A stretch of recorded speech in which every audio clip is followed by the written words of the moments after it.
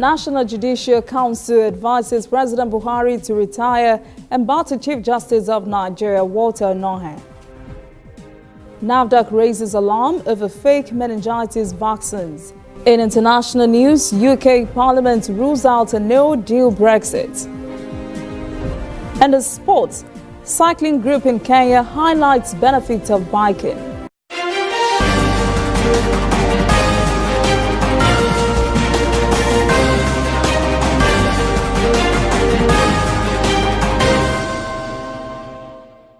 This is ANN News.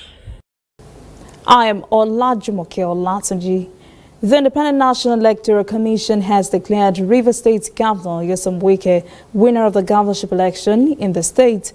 The returning officer for the election, Teddy Adias, made the declaration at the head office of INEC in Port Harcourt. Adias says PDP candidate Nyesom Wike polled more than 800,000 votes, while his closest challenger, Biokumabo Awara of the African Alliance Congress, garnered more than 173,000 votes. Awara was supported by the Ministry of Transportation, Rotimi Amechi, as the All Progressives Congress did not field any candidates during the election. Yes, sir. Wike is of the PDP, having satisfied the requirements of the law and scored the highest number of votes, is hereby declared winner and returned elected. Wike dedicated his victory to God and to those who lost their lives during the 2019 elections in Rivers State. The National Judicial Council has concluded investigations on the petitions written against the suspended Chief Justice of Nigeria, Justice Walter Onnoghen, and the acting CJN, Justice Tanko Mohammed. The Director, Information of the NJC, Soji Oye, confirmed the findings from the investigations have been sent to President Muhammadu Buhari. The Council said it considered it inappropriate to share the report with the public before President Buhari received it. In the report, the National Judicial Council recommended the compulsory retirement of the Chief Justice of Nigeria, Walter Onnoghen, based on incontrovertible findings on him by the Economic and Financial Crimes Commission. The Council asked President Buhari to give effect to the recommendation immediately. But the NJC also urged the President to allow Justice Onnoghen retain his seat as a former CJN in the Council of State. The Council also said the CJN should be retired with full benefits. The Governor of Kaduna State, Nasir Ahmed El-Rufai's convoy reported a fraud and attempted kidnapping of motorists along Kaduna-Abuja Road on Wednesday afternoon. A press statement by the governor's media aide, Samuel Arua, confirmed the governor, who was on his way to Abuja, got to the Akilubu village, cited dozens of vehicles parked by citizens alarmed that the kidnappers were ahead. Security operatives in the governor's convoy advanced and cleared the road of the criminals who fled into the forest. The governor has directed security agencies to intensify patrols and permanently clear the road of the bandits. The statement also said kidnappers have laid siege on the highway for several weeks, adopting many. The bandits have rendered the area a dreaded spot for motorists despite regular aids by security operatives. Senate President Bukola Saraki says the 8th Assembly is ready to pass two pending police-related bills before the end of its tenure. The bills are the Police Reform Bill and the Police Trust Fund Bill. The Senate President gave the assurance while receiving the Inspector General of Police and his entourage in his office at the National Assembly. The Senate President reiterated the National Assembly's commitment to strengthen the nation's security. He emphasized that both the Police Trust Fund Bill and the Police Reform Bill would help establish a more effective and efficient police force to the country. Saraki says the Nigeria Police is key to the nation's security.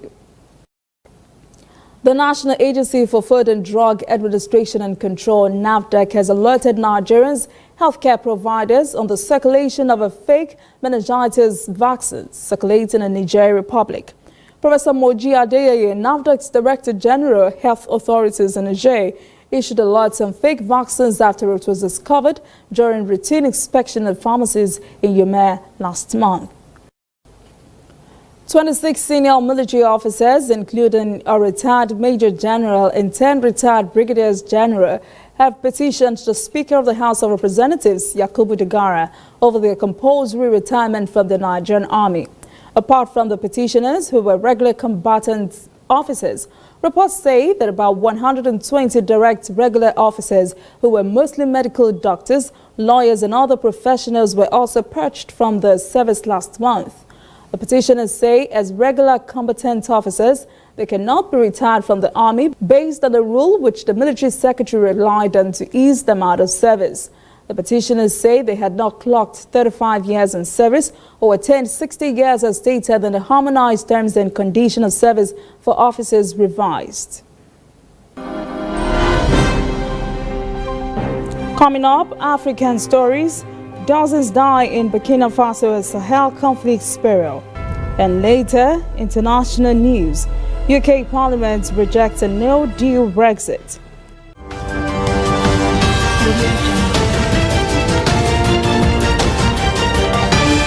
You are watching ANN. This used to be me.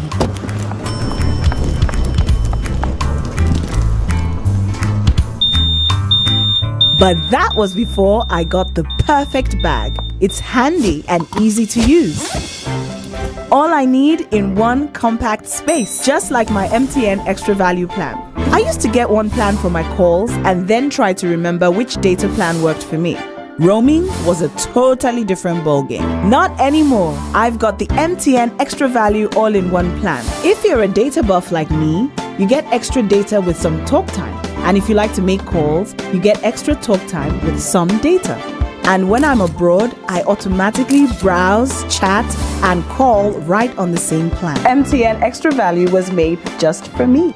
More of data or calls, whichever one you prefer. MTN Extra Value is made just for you. Welcome back. This is ANN News and African Stories. Ethiopia's Transportation Minister Dagmawit Moges has briefed journalists on Thursday in Addis Ababa on the conclusions of the preliminary report. And last month, Ethiopia's airline crash that killed all 157 persons on board. The minister says Ethiopian Airlines pilot followed proper Boeing procedures as she delivered the first official reports of the disaster. She further said the aircraft possessed a valid certificate of airworthiness, correct license to conduct the flight, and the takeoff appeared very normal. Moges recommends Boeing review of its aircraft control system. Victims' families, regulators, and travelers around the world are waiting for clues to the accident after the new Boeing jet crashed 6 minutes after takeoff. It was the second crash in 5 months involving a similar Boeing plane. The same jet model crashed in Indonesia in October last year, claiming 189 lives.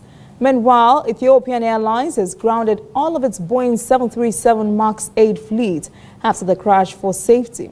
Ethiopian Airways CEO Tavoidi Gabriel says that move will lead to financial loss. Boeing 737 MAX 8 aircraft has been grounded globally since the Ethiopian air crash. Burkina Faso government says at least 60 civilians have been killed in intercommunal violence in northern Burkina Faso in recent days. Authorities said on Wednesday the latest clashes happened near the town of Abenda province since 4 days of ethnic clashes that began with the murder of a religious leader and 6 family members. Burkina Faso and neighboring Mali have seen a spike in ethnic clashes fueled by Islamic militants as they seek to extend their influence over the Sahel. A departure terminal at the Jomo Kenyatta Airport in Nairobi has been shut down after a fire incident on Wednesday caused by a baggage belt system malfunction.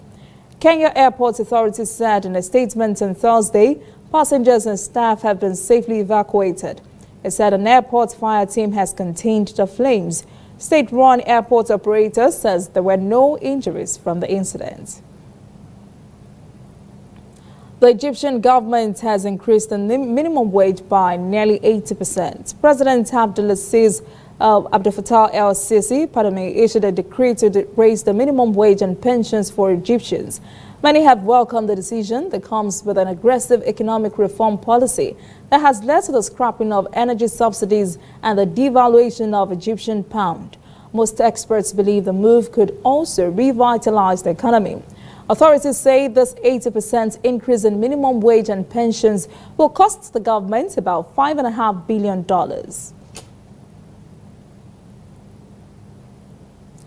The Ghanaian government says it will reduce import duties by half and import duties on cars by a third. Vice President Muhammadu Bamuwa says the reductions will take immediate effect. He said the move is to make Ghana's ports more competitive in West Africa. The reduction of import duties is seen as a huge relief to importers who have consistently complained about the country's high tariffs. Critics say this may reduce demand for products made in Ghana and hurt the country's manufacturing industry. Chinese car manufacturer Geely has opened its first assembly unit in Tunisia's coastal city of Sousse in partnership with local companies Medicars.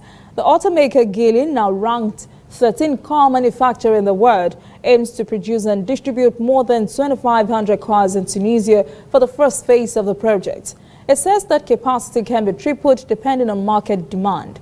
Tunisia's Minister of Investment, Ziad Ladhari, praised the partnership, adding that the government is open to more foreign investors.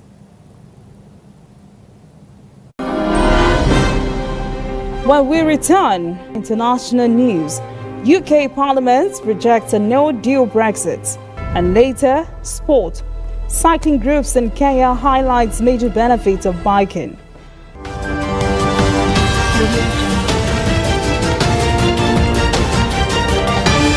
You are watching ANN.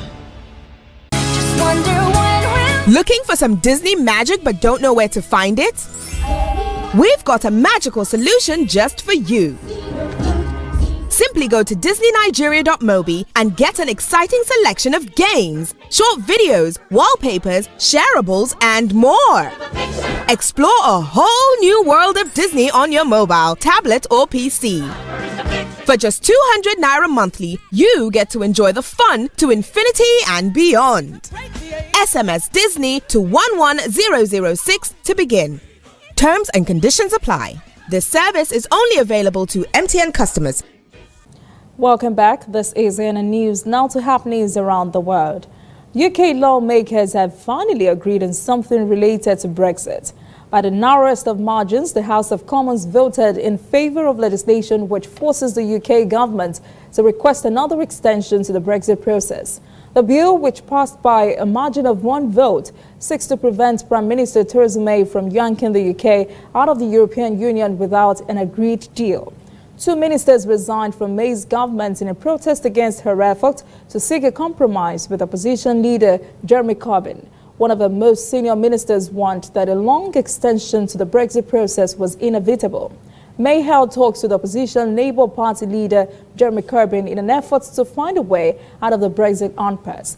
In a dramatic vote that came at almost midnight in London, lawmakers passed legislation requiring the British government to ask the EU for another extension to the Article 50 process. Britain is currently due to depart in 8 days, but many observers doubt that May will be able to secure backing for her withdrawal deal by then. The man accused of carrying out the Christchurch mosque attacks will face 50 murder charges and 39 attempted murder charges when he makes his second court appearance. Brenton Harris Tarrant is due to appear via video link during a brief hearing on Friday and won't be required to enter a plea. 50 persons died in the March 15 attacks on 2 mosques and 50 others were injured. Tarrant's first appearance was on the day after the attacks in the Christchurch District Court. His case has now been moved to the High Court due to the seriousness of the charges. Tarrant has reportedly been moved to a high-security prison in Auckland, which is why he will appear via video link. A House committee chairman in the United States has formally asked the Internal Revenue Service to provide 6 years of U.S. President Donald Trump's personal tax returns. This is a move widely expected to lead to a long court battle with the White House. The request is seen as a vital first step towards oversight of Trump's income taxes and business network, which some lawmakers believe could be rife with conflicts of interest and potential tax law violations. Trump defied decades of precedent as a presidential candidate by refusing to release the tax documents and has continued to keep them on the wraps as president, saying his returns were under audit by the IRS. A World Trade Organization WTO reports released on Tuesday says global trade growth is still marred with uncertainties in 2019. The WTO has lowered its forecast for global trade growth this year by 1 percentage point to 2.5% because of economic uncertainties. We'll get more in this report. WTO slashes its growth projection for 2019 to the lowest level in 3 years, down to just 2.6% from its earlier estimates of 3.7%. Of course, there are other elements at play, but rising trade tensions are the major factor to the stories today. Greater uncertainty means definitely lower investment and consumption. Investment in particular has a quite pronounced impact on trade. The updated forecast reflects similar scaled-down readings from the World Bank and International Monetary Fund. We believe that we are in this sort of delicate moment where the growth momentum has slowed down and has slowed down pretty much across the board. We see 70% of our global economy slowing down compared with what we had anticipated a few months ago. So this is widely spread, and it's likely to improve in the course of 2019, where we see a little bit of an upswing to be expected. But it's delicate because there is a lot of uncertainty. There are country-specific issues that are unresolved, such as Brexit, and the largest uncertainty that we have is trade tension, which has really fueled this anxiety of economic operators around the world. The WTO report also says although the volume of global trade grows slowly in 2018, the dollar value rose 10%. Strong import growth in Asia contributed to an increase in the commercial services trade sector, which grew by 8%.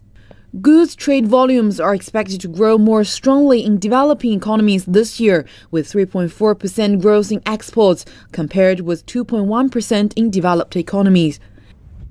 It also said trade growth could rebound slightly to 3% in 2020 if trade tensions ease. We all need trade to play its positive role in supporting jobs, growth, and development around the world, and we need the rules-based trading system to play its full role in facilitating trade flows and providing stability in international economic relations.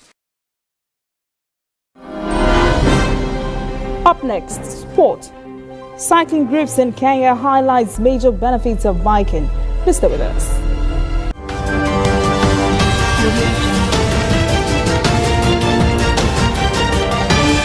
You are watching ANN.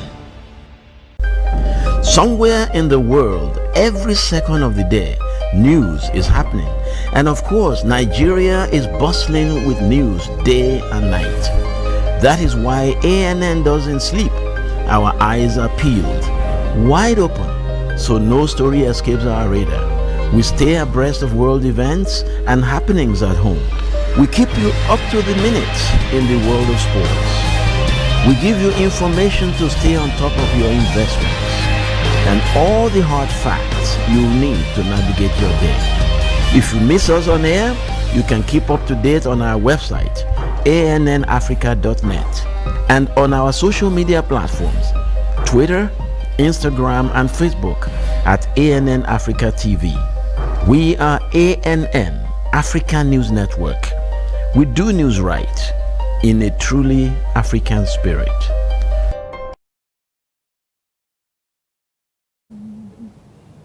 Welcome back. This is ANN News and Sport. To be fit and healthy, one needs to be physically active. Regular activity can help protect from serious diseases such as obesity, heart diseases, cancer, mental illness, diabetes, and arthritis. But did you know that regular biking is one of the best ways to reduce health risk? A group in Nairobi has made biking a fad in the city. Watch this. Ready, pedal, go. These cyclists are taking part in Critical Mass Nairobi. Once a month, cyclists gather in Nairobi's Jivanji Gardens before heading on a 10-kilometer bike ride around the Kenyan capital city. Critical Mass looks to encourage more people to get on bikes. Critical Mass began with the hope of getting more people cycling again, because we realize people are not cycling, a lot of people are stuck in traffic. Critical Mass was founded in 1992 in the American city of San Francisco, but now it is hosted in hundreds of cities around the world. It's gained traction here in Nairobi, where traffic and air pollution remain a problem. Traffic jams are a common sight in the capital, with some participants and residents seeing cycling as a way to alleviate the problem. The traffic in Nairobi, I think it's the future. People should embrace biking. As well as trying to get Nairobians to be more active, Critical Mass also looks to make the city more biker-friendly. For Jimmy Karumba, this mission gets personal. A professional cyclist, he volunteers for Critical Mass by mapping out the route ahead of time. He was hit by a bus, locally referred to as a matatu. Both his legs broke, and he spent 6 months in recovery. When people are taught driving school, they need to be told that the other cyclists, you need to respect them. And also as a cyclist, we need to know the rules of the road. Jimmy continues to pedal on, hoping to share his passion of cycling and spread the message on its environmental benefits. They really look fit and healthy. That is NN News this evening. Thank you for joining us. For details on this and other stories, visit the website annafrica.net. Conversation continues on our social media platforms, Twitter, Instagram, and Facebook at ANN Africa TV. I am Olajumoke Olatunji. Have a pleasant evening.